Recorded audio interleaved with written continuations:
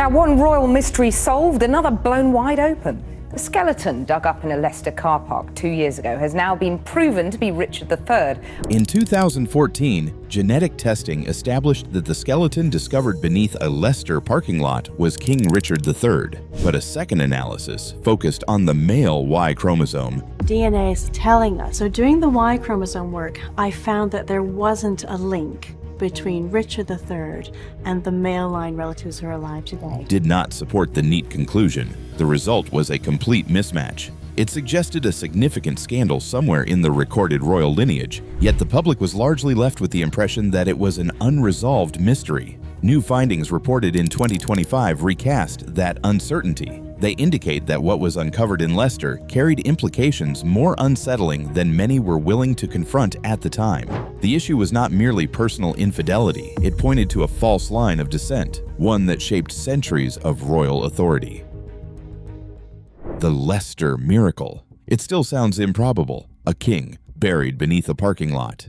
Yet for 527 years, and that was effectively the end of Richard III's story. Richard III was the last English king to die in battle, killed at the Battle of Bosworth Field in 1485. He was the final monarch of the Plantagenet line, and his death is often treated as the closing moment of the decades-long Wars of the Roses. The victors, the Tudors, want his defeat to be unmistakable. They displayed his unclothed body, carried through the streets of Leicester in a public act meant to humiliate and to send a clear message. The old dynasty was finished.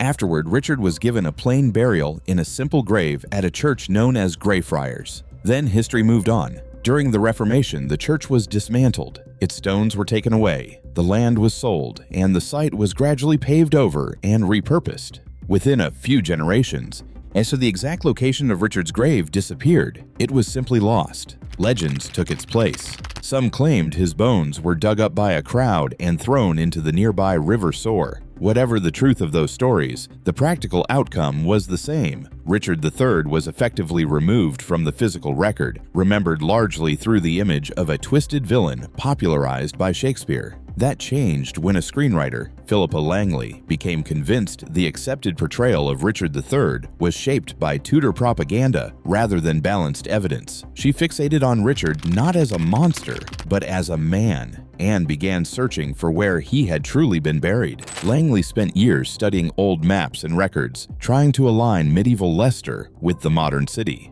And her work kept returning to a location that seemed almost absurd, an unremarkable asphalt parking lot owned by the city council. Most people dismissed the idea. She was told repeatedly that Richard's grave had been destroyed, that his remains had gone into the river, and that she was chasing something that no longer existed. But Langley persuaded the University of Leicester to investigate. In August 2012, archaeologists began digging. They cut a long, tidy trench through the asphalt, about 6 feet wide and roughly 50 feet long, down into the compact clay beneath. Many observers called it a wild goose chase. On the first day, the team uncovered human leg bones. At that stage, it proved nothing.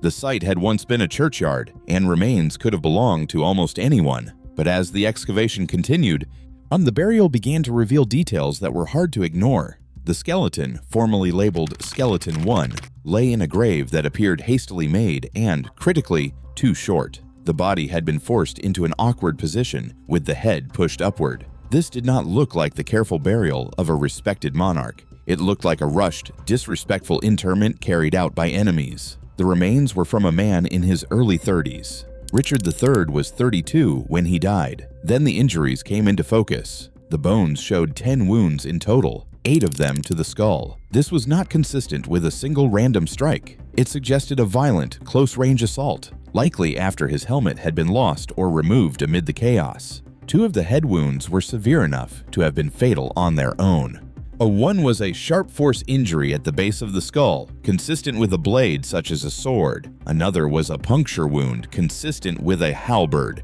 a polearm driven through the top of the head. This was not simply a combat death. The injury suggested a king who was surrounded, unhorsed, and finished off in a concentrated attack. But the detail that truly accelerated attention was the spine. The skeleton had a pronounced lateral curvature, adolescent onset scoliosis. For centuries, Tudor-era portrayals had depicted Richard III as grotesquely deformed, often as propaganda. The bones did not support that exaggeration, but they did confirm a real medical condition. The curvature was substantial enough that his right shoulder would likely have sat noticeably higher than his left, and that anatomical feature aligned with historical descriptions. Further analysis of the teeth and bones using isotope techniques suggested a diet rich in seafood and wine, foods associated with high social status in the 15th century. Piece by piece, the evidence pointed toward a single conclusion. They believed they had found Richard III. Still, these indicators remained circumstantial. To be certain beyond dispute, the team needed the most definitive evidence available: genetics. The skeleton's bones had told a story, but DNA could confirm identity with far greater precision. The perfect match and the break that shouldn't exist. With the remains in the lab, the University of Leicester team faced a major scientific challenge. Recovering usable DNA from bones that have been buried for more than 5 centuries is extremely difficult. Ancient DNA degrades over time, breaking into short fragments, and it is also highly vulnerable to contamination from a skin cell, a sneeze, even a stray hair. Under strict cleanroom conditions, the team, led by geneticist Dr. Turi King, wore full protective gear and carefully sampled a tooth and dense leg bone, the femur, areas more likely to preserve genetic material protected from the environment. Their plan was straightforward: identify a living relative and compare DNA. While most DNA is not suitable for tracing a direct line over centuries because it reshuffles each generation through inheritance from both parents, but 2 types of DNA behave differently. The first is mitochondrial DNA, or mtDNA. It is passed down through the maternal line. A mother passes it to all her children, but only daughters continue to pass it on. This makes mtDNA a stable signature across many generations, changing slowly over long periods. Richard III left no surviving children to carry forward a direct line. His only legitimate son, Edward of Middleham, did not leave descendants, but Richard had an older sister, Anne of York. Genealogists, led by historian John Ashdown Hill, undertook extensive research, tracing Anne of York's female line through 17 generations to the present. They identified 2 living descendants: Michael Ibsen, a Canadian-born furniture maker living in London, and Wendy Doldig, a distant cousin. Both agreed to provide DNA samples. The lab then extracted fragmented mitochondrial DNA from the ancient remains, reconstructed enough of it for comparison, and matched it against modern mtDNA from Michael Ibsen. The result was decisive. The mtDNA from skeleton 1 matched Michael Ibsen's exactly. The shared mitochondrial type, haplogroup J, was described as relatively rare within Europe. Combined with the archaeological and anatomical evidence, the odds of coincidence were extremely small. In February 2013, the University of Leicester announced that the skeleton recovered from the car park was, beyond reasonable doubt, King Richard III. To the public, it appeared the mystery had been solved. Why? But the scientists were not finished. They ran another test, one that complicated the story dramatically. They examined the second special inheritance marker, the Y-chromosome. The Y-chromosome is passed from father to son and serves as a paternal signature, analogous to how mtDNA tracks the maternal line. In principle, Richard III's Y-chromosome should match that of living men who descend, through a documented male line, from the same paternal ancestors. Researchers located living male line relatives connected to Henry Somerset, the 5th Duke of Beaufort, documented descendants of King Edward III, Richard III's great-great-grandfather. If the Y chromosomes matched, it would have added another powerful confirmation. Instead, the results showed a complete mismatch, not partial, not ambiguous, a total failure to align. And that meant the recorded paternal line had been broken. Somewhere between Richard III and the present-day male line relatives, across 19 generations, there had been a false paternity event. The biological father was not the man listed in the lineage records. It was not merely a technical anomaly, it was genetic evidence of a hidden scandal embedded in royal history. The DNA indicated a lie, but it left one central question unanswered. Where in the royal line had the break occurred? The Plantagenet lie. The Y chromosome results sent shockwaves through historians because the implications extended far beyond one family secret. Royal legitimacy in this era was grounded in an unbroken father-to-son succession. That lineage was not only political, it was treated as foundational, often framed as divinely sanctioned.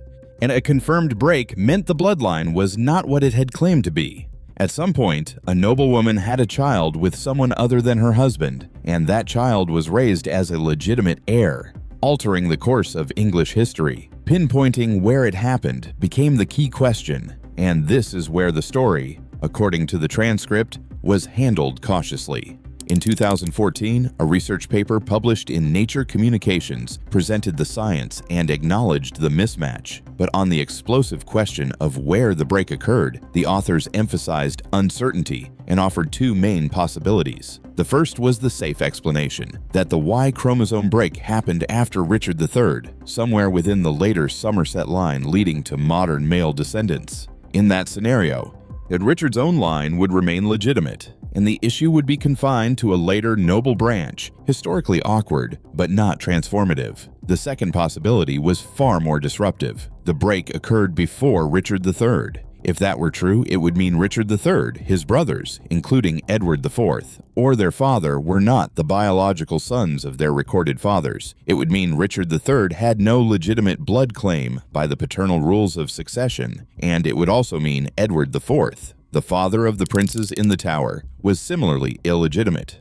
Under that interpretation, the Wars of the Roses could be reframed as decades of conflict over hereditary legitimacy. When the Yorkist claim was built on a broken paternal line, the entire House of York, which asserted its right through this lineage, it would have had no true claim at all. The 2014 team presented both possibilities as unresolved and concluded the break could have occurred anywhere across 19 generations. At the time, they said the science could not identify which Y chromosome represented the original Plantagenet paternal line and which represented the break. That caution had an effect. It allowed public attention to remain fixed on the triumph of identifying the king, while the Y chromosome mismatch became a strange footnote, important but treated as unsolvable. Yet the implication remained. The same genetic evidence that confirmed Richard's identity also undermined the certainty of royal legitimacy by the standards the dynasty itself depended on. The transcript also notes that false paternity events are not unheard of. In modern genetic research has estimated they occur in roughly 1 to 2% of births per generation. Over 19 generations, the probability of at least one such event becomes significant. But this was not an ordinary family. For royalty, legitimacy was not private, it was everything. And the irony is sharp. Richard III's claim to the crown was strengthened by declaring his nephews, the princes in the Tower, illegitimate. Yet his own genetic history suggested the very concept of an unbroken paternal claim may have already been compromised. For roughly a decade, that is where the story rested, until new research, as presented here, claimed to resolve the question. The 500-year-old rumor confirmed. According to the transcript, the unresolved Y chromosome mystery remained a major historical cold case until 2025. It's when technology and new collaboration made a deeper reanalysis possible. A new independent team at the University of Leicester, working with geneticists from Harvard and the Max Planck Institute, launched a project described as the Royal Bloodline Genomic Reanalysis Project. Their aim was not simply to repeat earlier testing, but to pinpoint the location of the paternal line break. They used methods described as far more advanced than those available in 2014, including long-read sequencing, capable of reconstructing larger continuous stretches of DNA, proteomic analysis of ancient bone proteins, and epigenetic mapping intended to extract additional information from biological markers shaped across a lifetime. But to identify the break, they needed more than 2 points of comparison. In the earlier work, Richard III's Y chromosome represented one pattern, and modern Somerset descendants represented another. The unresolved issue was which one reflected the original Plantagenet paternal line. To resolve that, the new team sought an additional, historically secure male line reference sample, an ancient relative who lived before the suspected break could have occurred. They obtained permission from Westminster Abbey to take a tiny sample from the tomb of John of Gaunt, Duke of Lancaster. John of Gaunt was a son of Edward III and an uncle of Richard II, and in the transcript's framing, his position in the family tree meant his DNA could serve as a decisive reference point. They also conducted a deeper analysis of the living Somerset descendants, tracing their Y chromosome across generations and looking for any evidence of a break. The reported findings were striking. First, the expanded analysis of the Somerset line supported, at 99.9% certainty, as stated, that their Y chromosome had remained unbroken back to the 15th century. That made the safe explanation, in which the break occurred on the Somerset side, highly unlikely. Second, the ancient sample from John of Gaunt matched the modern Somerset Y chromosome. In the transcript's logic, that match served as the smoking gun. It indicated that the Somerset Y chromosome represented the original Plantagenet male line signature. If that was true, then the differing Y chromosome, Richard III's, represented the broken line. The conclusion presented is that the false paternity event occurred within Richard III's immediate family line. Specifically, it is framed as occurring between Richard's grandfather and Richard, Earl of Cambridge, and Richard III himself, with attention falling on Richard's father, Richard, Duke of York. At that point, an old accusation from the Wars of the Roses takes on new significance. Enemies of the House of York circulated a rumor that Richard, Duke of York, was not the biological son of the Earl of Cambridge. They claimed that his mother, Cecily Neville, conceived him during an affair while her husband was away at war. The rumor even identified a supposed father, described here as a handsome English archer named Blorn. At the time, the story was dismissed as political mudslinging, an attempt to weaken Yorkist claims. But in the transcript's account, the 2025 genetic analysis makes that rumor likely true. That would mean Richard, Duke of York, the figure who began the Wars of the Roses by asserting superior hereditary right, was himself illegitimate. And if that is correct, it does not alter only one reign. It changes the foundation of an entire dynasty. The end of the bloodline. Now the story turns to what these conclusions mean, in plain terms. The transcript acknowledges why viewers might hesitate, questions about speculation, missing details, or whether this resembles conspiracy. But it frames the 2025 findings not as an imaginative theory, but as genetic data presented as definitive, especially compared with the guarded framing of the 2014 publication, which acknowledged a Y chromosome break but did not locate it. In this account, the core claim is direct. The 2025 data shows that Richard, Duke of York, the father of Edward IV and Richard III, was not the biological son of Richard of Conisbrough, Earl of Cambridge. Genetically, they would not share the paternal signature expected between father and son. That would mean the patriarch of the Yorkist line was illegitimate. The identity of the biological father remains unknown. The transcript suggests possibilities: a rumored archer, an unnamed court figure, a soldier, but emphasizes that the evidence establishes only who the father was not.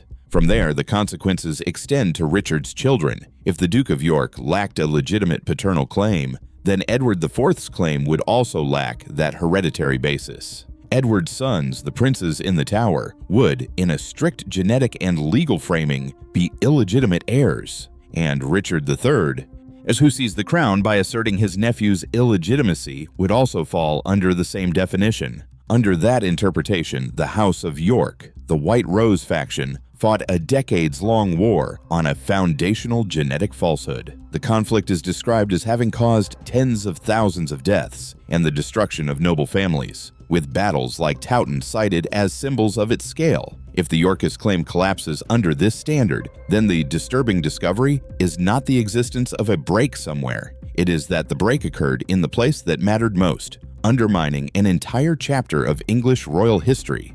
The transcript then moves into a set of what-if questions, framed as newly plausible in light of the claimed findings. What if Cecily Neville knew?